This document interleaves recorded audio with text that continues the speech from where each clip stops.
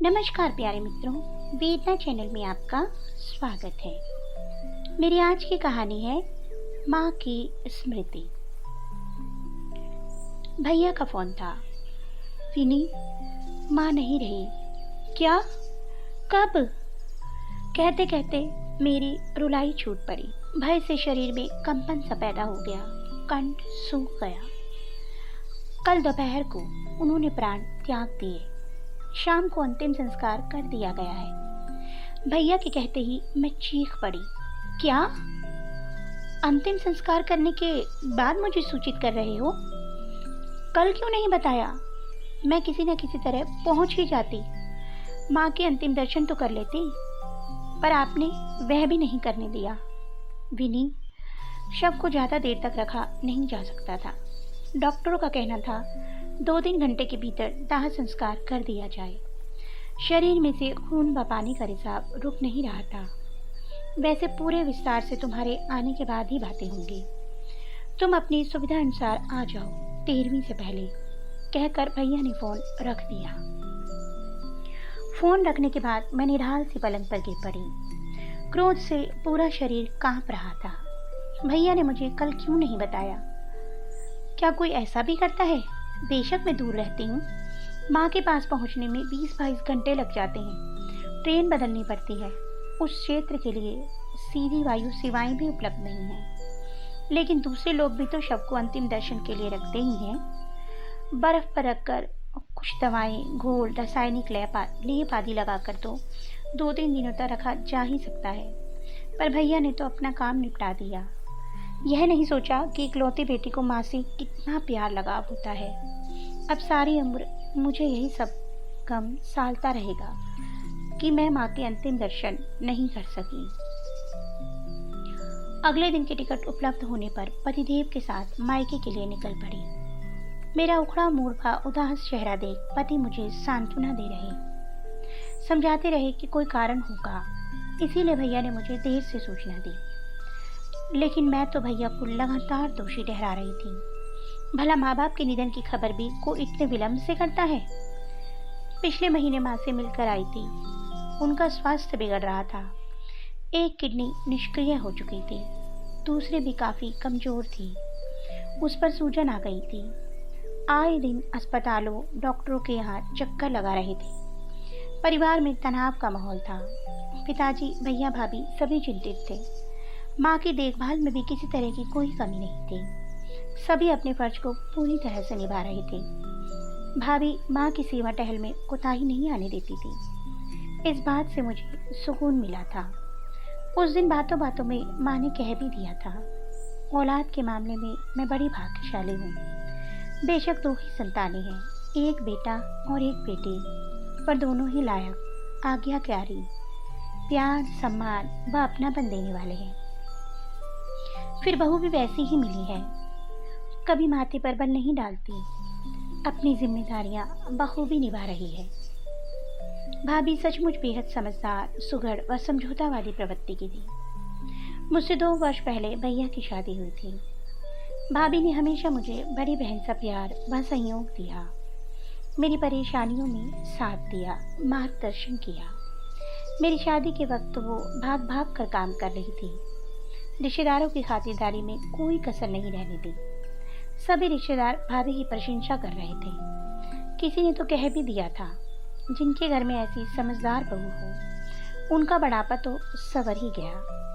शादी के बाद जब भी मैं मायके जाती, भाभी मुझे पूरा समय देती। कभी हम फिल्म देखने चले जाते तो कभी शॉपिंग करने। माँ संतुष्ट थी, साथ ही सदा ऊर्जा व उत्साह से भरी रहती।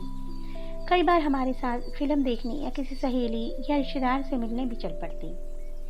मेरी सहेलियां आती तो उनके साथ भी खूब बातें करती थी। वे कहती, तू कितनी भाग्यशाली है जो तुझे ऐसी माँ मिली है, इतना प्यार करने वाली, सखियों की तरह हंसी मजाक, सुख दुख में साथ देने वाली, समस्याओं का उचित समाधान सुझाने वाली, हमेशा उत्साह से भरपूर। वरना कई माएँ तो बात बात पर रोक टोक, प्रतिबंध, डांट डपट लगाती हैं। कभी कभी तो भैया, भाभी, मैं और माँ रात को कुछ देर बैठकर किस्से कहानियाँ कहते सुनते रहते। तो कभी ताश की बाजी भी जम जाती।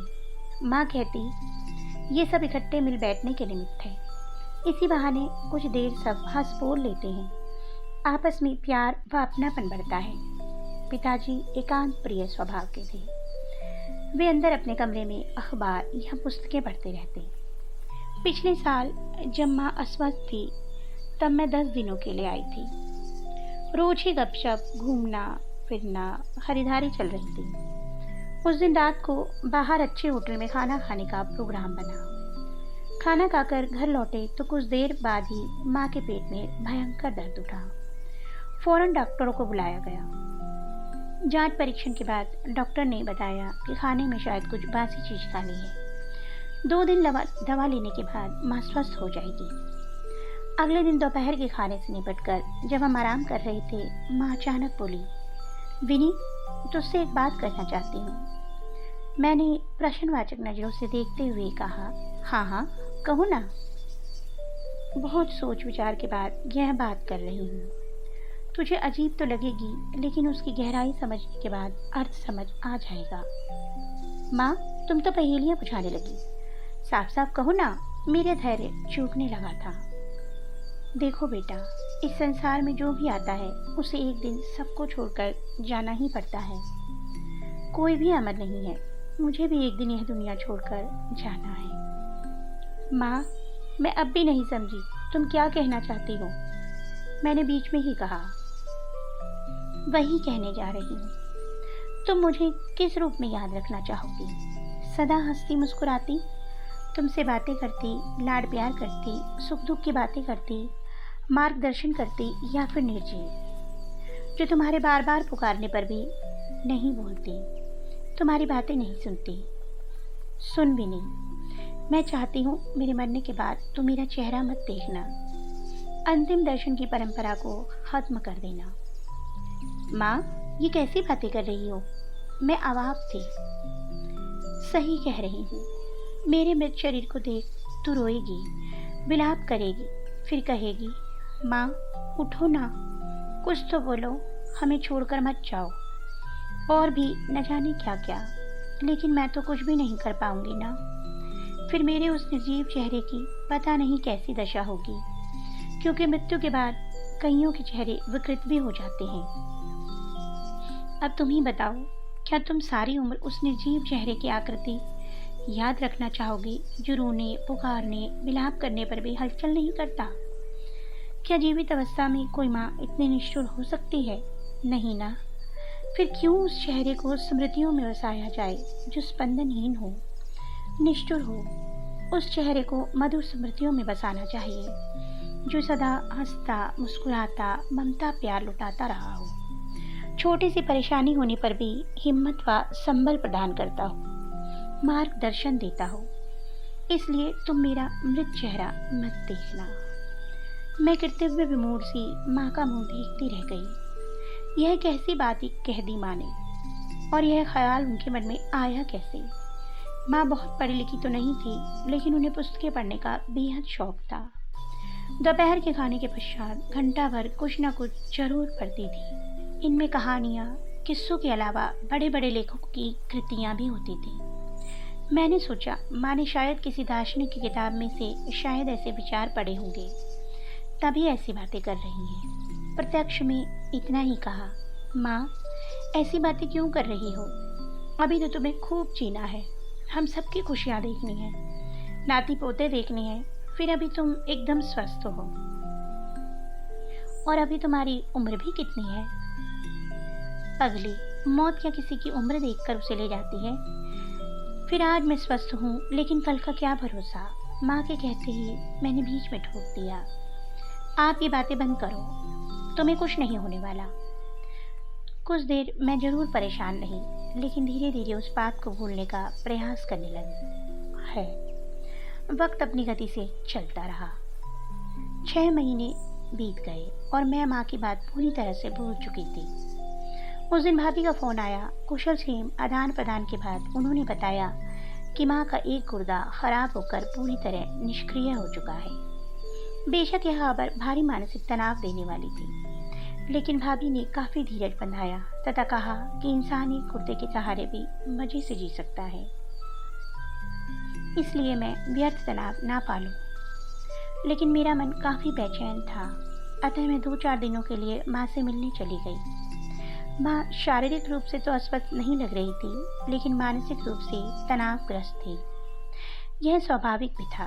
जब मैंने उन्हें बताया कि मेरी सहेली के पिताजी पिछले 25 वर्षों से एक गुर्दे के सहारे सहज जीवन जी रहे हैं, तो वे कुछ अस्वस्थ हुई। 2-4 दिनों के बाद मैं लौट आई। तब तक माँ अपनी बीमारी को जीवन का एक हिस्सा मानकर सहज होने लगी थी। कुछ माह बाद ही माँ के दूसरे गुर्दे में सूजन आ गई तो परिवार में चिंता का माहौल बन गया। बेशक यह बात मुझे कुछ विलंब से बताई गई थी, लेकिन फिर भी माँ से मिलने चली गई। साथ में पति भी थे। इस बार परिवार के सभी सदस्य तनावग्रस्त थे। संपूर्ण जांच, परीक्षण, दवाओं के बावजूद माँ का गुर्दा केवल 50% कार्य कर रहा था। फलस्वरूप शरीर में दूसरी बाधाएं आने की संभावना बढ़ गई थी। 2-3 दिन रहकर हम लौट आए थे, लेकिन ध्यान तो उधर ही था। फोन पर लगभग रोजाना ही भाभी से बात कर माँ के स्वास्थ्य के बारे में पूछ लेती थी। उन्होंने बताया था कि हाल स्थिर है तथा दवाएं चालू हैं। स्टेशन आ गया था और मैं भी अतीत की गलियों से निकलकर वर्तमान में लौट आई थी। घर पहुंची तो देखा बरामदे में कुछ लोग बैठे थे। सामने माँ की तस्वीर पर ताज़ा फूलों का हार चढ़ा था। अगरबत्ती की महक पूरे वातावरण में फैली हुई थी। तस्वीर में माँ मुस्कुरा रही थी। मैं स्वयं पर नियंत्रण खो बैठी। भाभी के गले लगकर बुक्का फाड़कर रोने लगी। कुछ शांत होने पर भैया से शिकायत की, आपने मुझे इतना गैर समझ लिया कि दूसरे दिन खबर की, माँ के अंतिम दर्शन भी नहीं करने दिए। कभी कोई ऐसा करता है क्या? बिनी, मैं मजबूर था। भैया ने मेरे सिर पर सांत्वना भरा हाथ रखा, फिर भीतर के कमरे में ले गए जहाँ माँ की वही तस्वीर जो बाहर रखी थी छोटे आकार में दीवार पर टंगी थी। 15 दिन पहले माँ का दूसरा गुर्दा भी फेल हो गया था।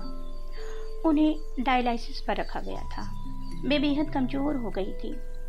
उनका रंग भी काला पड़ने लग गया था। उन्हें पता लग चुका था कि वे अब कुछ ही दिनों में मेहमान हैं। एक दिन वे मुझसे बोली, मैं चाहती हूँ कि मेरी मौत के बाद विनी को खबर ना की जाए। मेरा मरा मुंह, निर्जीव शरीर देख वह रोए, चीखे व विलाप करेगी और मैं निष्ठुर बने कुछ नहीं देख पाऊंगी, न सुन पाऊंगी। यह सोचकर ही मुझे घबराहट व तनाव होने लगता है। अंतिम संस्कार के बाद ही उसे सूचित करना। मैं चाहती हूँ वह मेरा हमेशा हंसता, बोलता व मुस्कुराता चेहरा ही याद रखे। वह बड़ी संवेदनशील है। पता नहीं मौत के बाद मेरे चेहरे, शरीर की क्या दशा होगी। अगर उसने देख लिया तो सदा उसी को याद कर तनावग्रस्त रहेगी। तुम्हें अटपटा जरूर लगेगा, लेकिन मेरी यही अंतिम इच्छा है। और विनी, सचमुच माँ के चेहरे की स्थिति इस कदर बिगड़ गई थी कि शव का 2-3 घंटे के भीतर ही दाह संस्कार करना पड़ा। अब तुम ही बताओ मैं क्या करता। भैया की आंखों में नम तैर आई थी।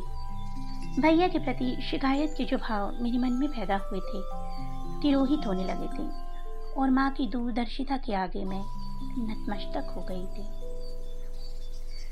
तो दोस्तों, आपको मेरी कहानी कैसी लगी कमेंट बॉक्स में अवश्य बताइएगा।